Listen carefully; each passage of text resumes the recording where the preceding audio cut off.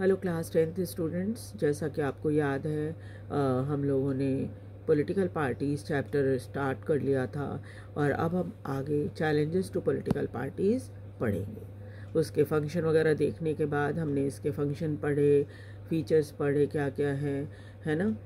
अब हम आगे चैलेंजेस पढ़ेंगे पॉलिटिकल पार्टीज़ के। We have seen how crucial political parties are for the working of democracy। जब हम चैप्टर पढ़ रहे थे तो हमने देखा था कि पॉलिटिकल पार्टीज़ डेमोक्रेसी में बहुत ही इम्पॉर्टेंट होती है। Since parties are most visible face of democracy, क्योंकि पार्टियां जो होती हैं वो दिखती हैं। हम किसी भी सरकार को कोई पर्टिकुलर नाम से नहीं जानते, हम पार्टियों के नाम से ही जानते हैं। जैसे कांग्रेस की सरकार है, बीजेपी की सरकार है, इस तरह से हम बोलते हैं। It is natural that people blame parties for what ever is wrong with the working of democracy. इसलिए डेमोक्रेसी कैसा चल रही है, जो कुछ भी गलत सही हो रहा है, उसके बारे में लोग जो है पार्टीज़ को ही ब्लेम करते हैं कि पार्टी सही तरीके से काम नहीं कर रही। All over the world, people express a strong dissatisfaction with the failure of political parties to perform their function well। और पूरी भारत में ही नहीं, पूरी दुनिया में लोग जो है पार्टियों से बड़ा असंतुष्ट रहते हैं, क्योंकि उनको लगता है कि जो भी फेलियर देश के अंदर होती है वो पॉलिटिकल पार्टीज़ की वजह से होती है, क्योंकि वो सही तरीके से काम नहीं करते। This is the case in our country also. हमारे देश में भी हम पार्टियों को ही ब्लेम करते हैं। People dissatisfaction and criticism has focused on 4 problem area in the working of political parties। और जो लोगों का असंतुष्ट होना या फिर उसकी आलोचना करना पार्टियों की, इन सब को देखकर 4 प्रॉब्लम जो है वो सामने आती है पॉलिटिकल पार्टीज़ की। Political parties need to face and overcome these challenges. और पॉलिटिकल पार्टीज़ को चाहिए कि वो इन चैलेंजेस को फेस करे और फिर उसके ऊपर कंट्रोल रखे। Remain effective instrument of democracy. अगर वो चाहती है कि वो डेमोक्रेसी में इफ़ेक्टिव तरीके से काम करे तो ये सब चीज़ें उन्हें ओवरकम करनी पड़ेगी। ये 4 प्रॉब्लम चैलेंजेस कौन कौन सी हैं वो देखिए। The first challenge is a lack of internal democracy within party. Party के अंदर इंटरनल डेमोक्रेसी नहीं होती है। All over the world, there is a tendency of in political parties toward the concentration of power in one or few leaders at the top। Bharat में नहीं, पूरी दुनिया में ये देखा गया है कि पॉलिटिकल पार्टीज़ में पावर जो है कुछ ही लीडरों के हाथ में होती है, जो सबसे ऊपर होते हैं, यानी सबसे पॉपुलर और सबसे स्ट्रॉन्ग लीडर्स जो होते हैं उन्हीं के पास बहुत पावर होती है। Parties do not keep membership register. उसके बाद क्या होता है, पार्टियों के पास अपनी मेंबरशिप रजिस्टर नहीं होती कि कितने लोग उस पार्टी को के मेंबर्स हैं। Do not hold organisational meeting, और न ही पार्टी के अंदर मीटिंग होती है।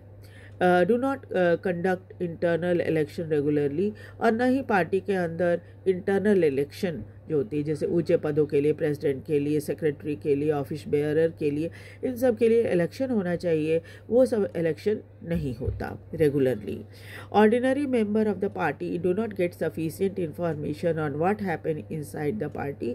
इसलिए साधारण मेंबर जो होते हैं, जो पार्टी के सदस्य तो होते हैं, लेकिन उनके पास काफ़ी इन्फॉर्मेशन नहीं होता कई बातों का, जिसमें उनको ये भी पता नहीं होता कि पार्टी के अंदर क्या चल रहा है। They do not have the means or the connections needed to influence the decision। न ही उनके पास कोई तरीका होता है और न ही कोई ऐसी कनेक्शन उनके पास होती है कि वो पार्टी में जो फैसले हो रहे हैं उसको वो प्रभावित कर सकें। As a result the leaders assume greater power to make decision in the name of the party. फिर क्या होती है, इस वजह से क्या होता है, जो टॉप में लीडर होते हैं ना, वो लोग धीरे धीरे और भी ज़्यादा ताकतवर हो जाते हैं और वो पार्टी के नाम पर फैसले करने लग जाते हैं। Since one or few leaders exercise paramount power in the party, those who disagree with the leadership find it difficult to continue in the party। क्योंकि कुछ ही नेताओं के हाथ में बहुत सारा पावर होता है। इस वजह से क्या होता है, जो साधारण नेता होते हैं, छोटे मेंबर जो होते हैं, वो या पार्टी में ज़्यादा समय तक टिक नहीं पाते।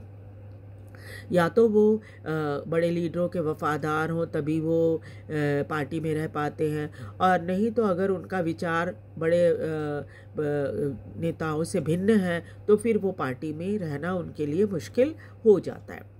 More than loyalty to party principles and policies, personal loyalty to the leader becomes more important.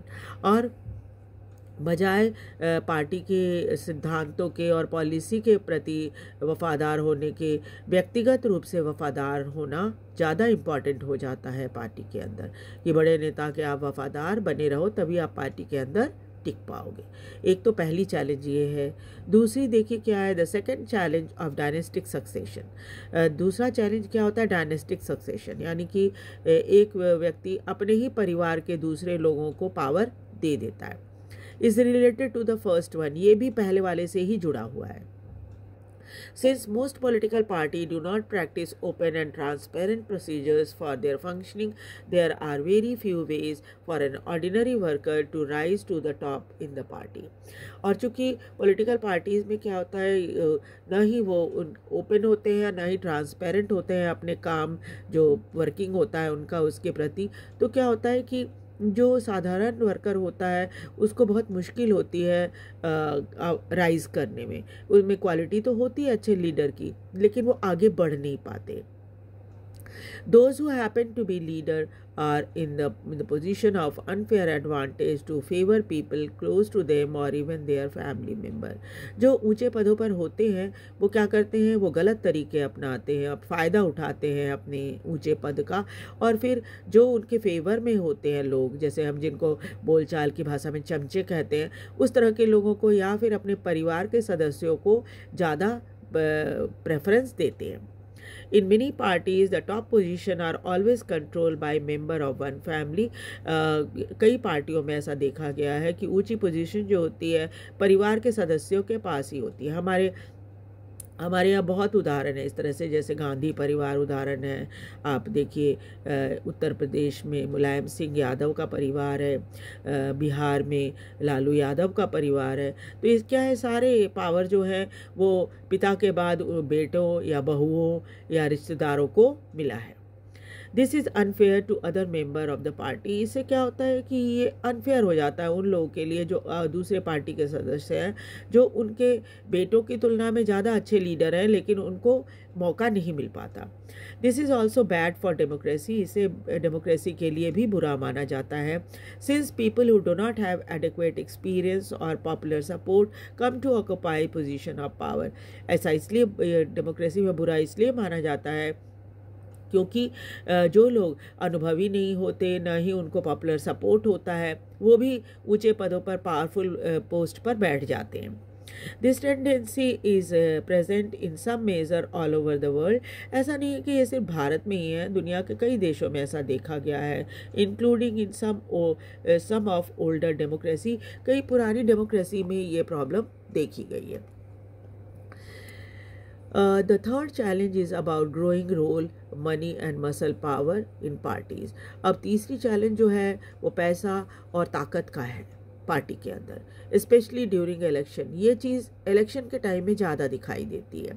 Since parties are focused only on the winning election, क्योंकि हर पार्टी चाहती है उसे ज़्यादा वोट मिले, वो जीते इलेक्शन में। They tend to use shortcut to win election, इसलिए वो जो है शॉर्टकट अपनाते हैं इलेक्शन जीतने की। They tend to nominate those candidate who have और can raise lot of money. ऐसे कैंडिडेट को वो नॉमिनेट कर देते हैं जिनके पास या तो बहुत पैसा होता है या बहुत जल्दी वो बहुत सारा पैसा इकट्ठा कर सकते हैं। Rich people and companies who give fund in the party tend to have influence on the policies and decision of the party. अमीर लोग या फिर बड़ी बड़ी कंपनियां जो होती हैं वो पार्टी को दान में बहुत सारा पैसा देती है। और पैसा देने का मतलब ये थोड़े है कि उन्होंने दान कर दिया पैसा तो उनका कोई अपना पर्सनल रीज़न नहीं होगा, है ना, उनका स्वार्थ नहीं है। वो क्या करते हैं, अपने स्वार्थ के लिए पार्टी के पॉलिसी और प्रोग्राम को भी प्रभावित करते हैं, उनके फैसलों को भी प्रभावित करते हैं, इसलिए वो इतना पैसा देते हैं दान में, है ना। In some cases party support criminal who can win election, और कई केसेस में ये भी देखा गया है क्रिमिनल प्रवृत्ति के लोग को भी टिकट दे दिया जाता है इलेक्शन में ताकि वो इलेक्शन जीत सके। Democrats all over the world are worried about the increasing role of rich people and big companies in democratic politics. और बहुत सारे डेमोक्रेट जो प्रजातंत्र के फेवर में रहने वाले लोग हैं वो बहुत चिंता करते हैं इस बात के लिए कि अमीरों का और बड़ी बड़ी कंपनियों का प्रभाव डेमोक्रेटिक पॉलिटिक्स पर नहीं होना चाहिए, ये बहुत ही खतरनाक है। अब हम देखेंगे चौथा कारण, the fourth challenge is very often parties do not seem to offer meaningful choice. चौथी चैलेंज जो है हमारे पास या पार्टी जो होती है वो हमें मीनिंगफुल चॉइस नहीं दे पाती वोटर्स को। In order to offer meaningful choice party must be significantly different. अगर वो हमारे सामने मीनिंगफुल चॉइस रखना चाहती है तो पार्टी को थोड़ा सा अलग होना पड़ेगा। In recent year there has been decline in the ideological difference among parties in most part of the world. ये देखा गया है आइडियोलॉजी के मामले में सभी पार्टियां लगभग एक जैसी होती हैं। For example, difference between Labour Party and the Conservative Party in Britain is very little. Britain का उदाहरण दिया गया है, वहाँ की दो पार्टियाँ जो अक्सर बारी बारी से सरकार बनाती रहती हैं इलेक्शन जीतकर, एक लेबर पार्टी दूसरी कंजर्वेटिव पार्टी। अब क्या है कि इन दोनों की जो आइडियोलॉजीज़ हैं वो बहुत ज़्यादा डिफरेंट नहीं हैं। They agree on more fundamental aspect but differ only in detail on how policies are to be framed and implemented. उनके आइडियोलॉजी तो लगभग सेम ही होते हैं लेकिन खाली उनको पॉलिसी को इम्प्लीमेंट करने का या उसको फ्रेम करने का तरीका अलग होता है। In our country too, the differences among all major parties on the economic policy are reduced. अब ये देखा गया हमारे देश में कि इकोनॉमिक पॉलिसी जो होती है अलग अलग पार्टियों की वो लगभग एक जैसी है, पहले की तुलना में बहुत कम फ़र्क देखने को मिलता है। Those who want really different policies have to have no option available to them. और जो लोग कुछ नया चाहते हैं उनके पास ज़्यादा कोई ऑप्शन नहीं होता। Sometimes people cannot even elect very different leader either. और कई बार क्या होता है उन्हें अलग कोई लीडर चुनने का मौका नहीं मिल पाता because the same set of leader keep shifting from one party to another.